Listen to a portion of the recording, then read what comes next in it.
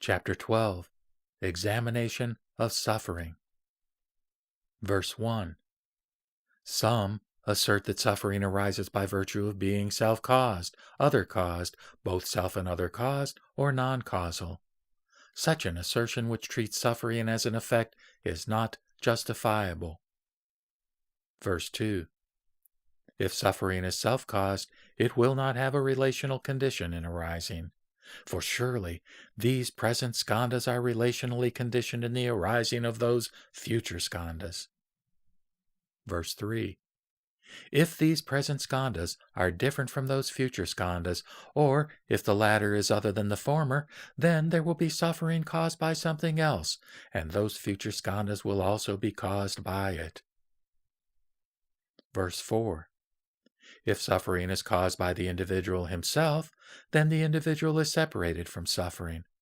Who is this individual self which self causes suffering? Verse 5.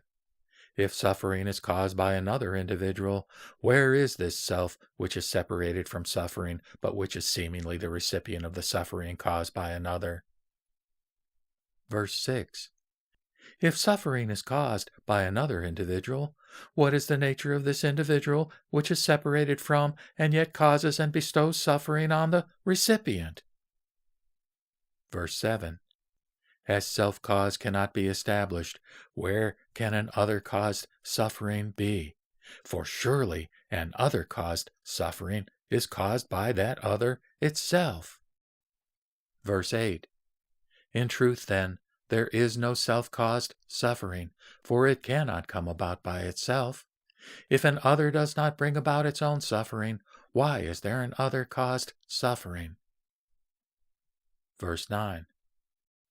If suffering could be caused individually by oneself and by an other, then there should also be suffering caused jointly.